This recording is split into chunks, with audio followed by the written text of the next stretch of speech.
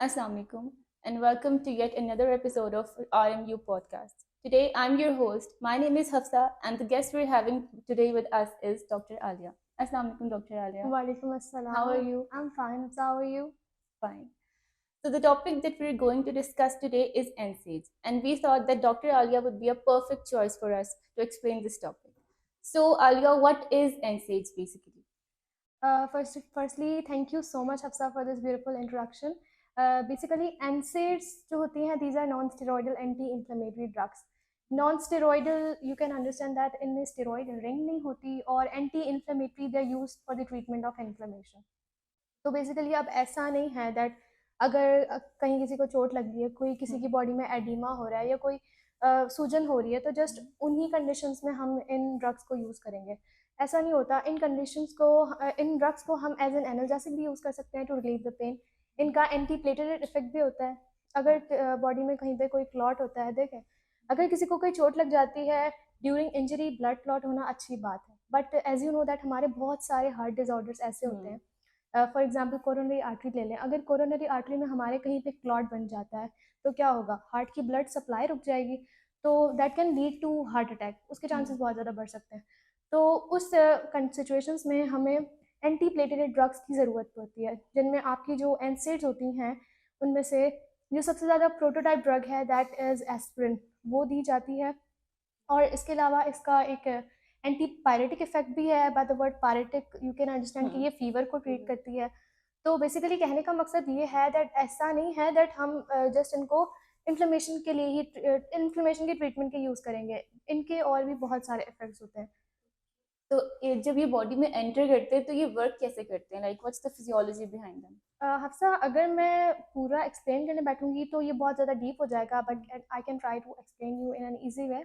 देखें होता क्या है, जब भी कोई किसी को चोट लग जाती है, कोई इंजरी हो जाती है और वहाँ की प्लाज्मा मेम्ब्रेन रप्चर हो गई, तो आपको पता है दैट हम प्लाज्मा मेम्ब्रेन हमारी किस चीज़ से बनी हुई होती है, that is totally made up of lipids. तो जब भी कोई लिपिड का ब्रेकडाउन होता है तो फैटी एसिड्स बनते हैं.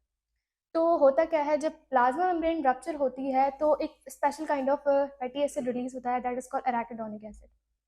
एराकिडोनिक एसिड से फिर उसकी वजह से हमारे पास बनता है साइक्लोऑक्सीनेज, जिसको हम सिंपली कॉक्स एंजाइम कहा जाता है.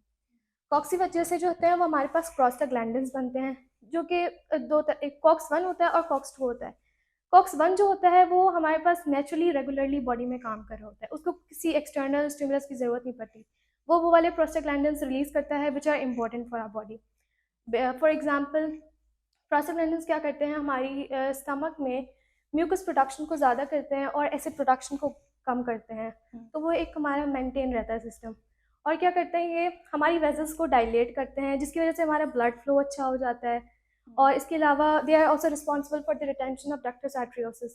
As you know that ductus arteriosus वो आर्टरी होती है जो बेबी को कनेक्ट करती है मदर से इन द वॉर्म. डक्टस आर्टरियोसिस की वजह से बेबी तक सारी न्यूट्रिशन वगैरह और ब्लड सप्लाई वगैरह पहुंच रही होती है. तो इन केस अगर ये कभी ब्लॉक हो जाती है किसी भी वजह से, तो होगा क्या, फीटल डेवलपमेंट तो इफेक्ट होगी, बट इन केस अनफॉर्चुनेटली अगर ये डक्टस आर्टरियोसिस कम्प्लीटली ब्लॉक हो जाती है तो it can lead to foetal death. तो ये सब कुछ हमारे पास किस वजह से हो रहा होता है, ये कॉक्स 1 जो रिलीज कर रहा होता है प्रोस्टाग्लैंडिन्स, जिसकी वजह से हो रहा होता है, वो ये सारा नेचुरल मैकेनिज्म हो रहा होता है. और बिसाइड दैट कॉक्स 2 जो होता है it requires an external stimulus, और वो उसके लिए एक्सटर्नल स्टिमुलस क्या हो सकता है, the damage of our plasma membrane. और कॉक्स 2 जो होता है ना, वो बेसिकली पैथोजेनिक कंडीशंस में रिलीज होता है. तो जिसकी वजह से क्या होगा, कोई इंजरी हुई, चोट लगी, प्लाज्मा मेम्ब्रेन रप्चर हो गई, एराकिडोनिक एसिड बना, प्रोस्टाग्लैंडिन बने, जिसकी वजह से वो वाले जिनकी वजह से क्या हो रहा है, पेन हो रहा है, फीवर हो रहा है, इन्फ्लेमेशन हो रहा है. तो बेसिकली हमारी जो एनसेड्स है ना, ये ब्लॉक कर देती हैं कॉक्स की प्रोडक्शन को. ना कॉक्स रिलीज होगा और ना ही फिर पेन इन्फ्लेमेशन और फीवर वगैरह होगा. तो अगर ये कॉक्स की प्रोडक्शन को ब्लॉक कर देती हैं तो जो प्रोस्टाग्लैंडिन्स बॉडी के लिए ज़रूरी होते हैं, जैसे आपने बताया कि स्टमक में कुछ एसिड प्रोडक्शन रिड्यूस करने के लिए ज़रूरी होते हैं, तो उनका फिर क्या procedure? Exactly Hafsa, that's the point. क्या होता है कि इसके लिए हमारे पास 2 तरह के ड्रग्स होते हैं. एक होते हैं हमारे पास सेलेक्टिव ड्रग्स एंड दूसरी तरफ हमारे पास नॉन सेलेक्टिव होते हैं. सेलेक्टिव ड्रग्स क्या करते हैं, सेलेक्टिव जस्ट कॉक्स 2 को इनहिबिट करते हैं, जो कि पैथोजेनिक होते हैं. और नॉन सेलेक्टिव ड्रग्स जो होते हैं जिनमें हमारे पास naproxen, diclofenac and paracetamol, aspirin वगैरह ये वाली ड्रग्स आ जाती हैं। तो ये क्या करती हैं, ये दोनों को ब्लॉक करती हैं।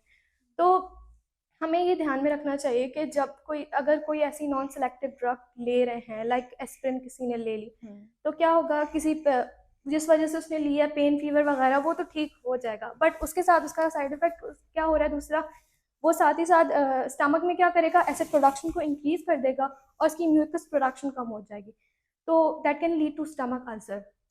तो आपने देखा होगा दैट क्या होता है, अक्सर डॉक्टर्स जब भी ऐसी कोई drug, non selective drug prescribe करते हैं, तो उनके साथ एक एंटी एसिड ड्रग भी दी जाती है उनके कॉम्बिनेशन में।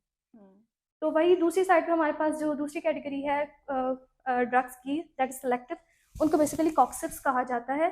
उनमें हमारी रोफेकॉक्सिप, सिलेकॉक्सिप ये वगैरह आ जाते हैं।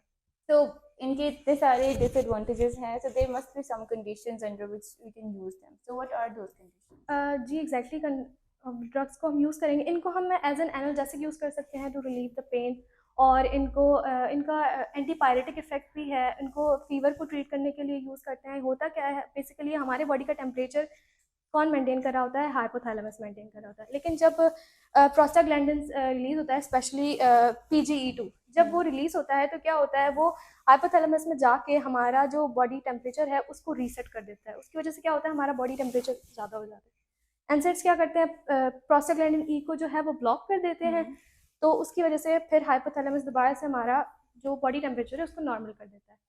उसके अलावा हम इनको एंटी प्लेटलेट ड्रग्स भी हैं, कोई इंजरी वगैरह हो जाती है या उसके लिए क्लॉटिंग ज़रूरी है, उसके लिए भी हम उसको यूज़ कर सकते हैं।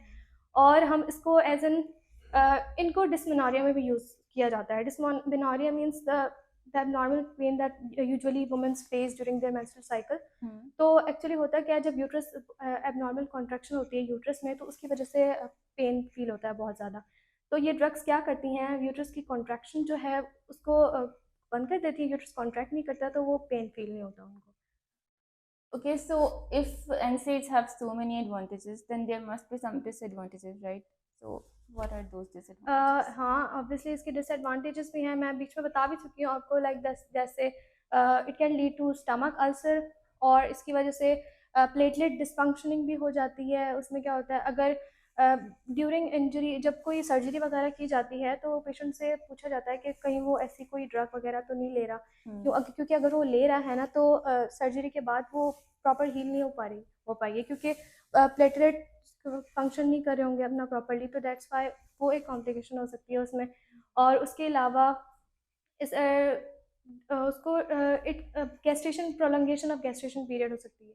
मतलब गैस्ट्रेशन पीरियड वो होता है ड्यूरिंग विच जब बेबी जो है मदर की वॉर्म में रहता है, तो क्या होता है, डक्टस आर्टरियोसिस अगर उससे पहले, टाइम से पहले अगर डक्टस आर्टरियोसिस क्लोज हो जाता है, उसको ओपन कौन रख रहा है, प्रोस्टाग्लैंडिन्स। तो अगर कोई एनसेड्स ले रहे हैं, कोई एनसेड ड्रग्स कोई लड़की प्रॉपरली ले रही है, ज़्यादा ले रही है, तो क्या होगा, वो जो एनसेड्स अपना, वो प्रोस्टाग्लैंडिन्स जो अपना काम कर रहे थे, जिनकी वजह से डक्टस आर्टरियोसिस ओपन रही थी, वो क्या होगी, टाइम से पहले बंद हो जाएगी, जबकि उसको बर्थ के बाद होना था। तो अगर वो टाइम से पहले बंद हो जाएगी, तो फिर वो फीटल डेथ होगी।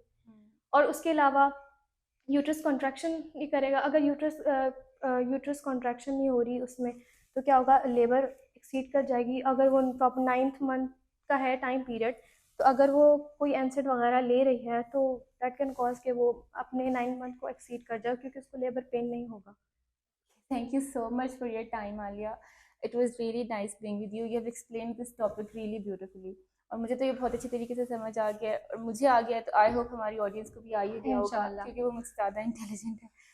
तो ये सब बेसिकली इस पॉडकास्ट को शूट करने का मकसद हमारा ये था, ताकि आप लोगों को हम इस चीज़ के बारे में अवेयर कर सकें कि आजकल जिस तरह लोग कोई भी मेडिसिन उठा के कभी भी किसी भी बीमारी के लिए ले लेते हैं, तो it's really injurious to health. ये आपके अंदर किसी भी तरह का मसला पैदा कर सकती है, जो मसला फेटल भी हो सकता है। It can be life threatening disease.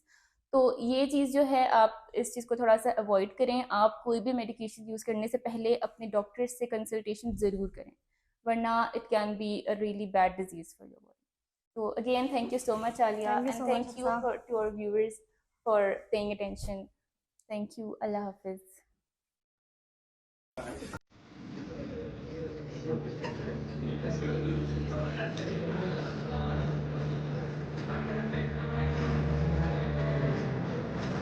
Eyes more.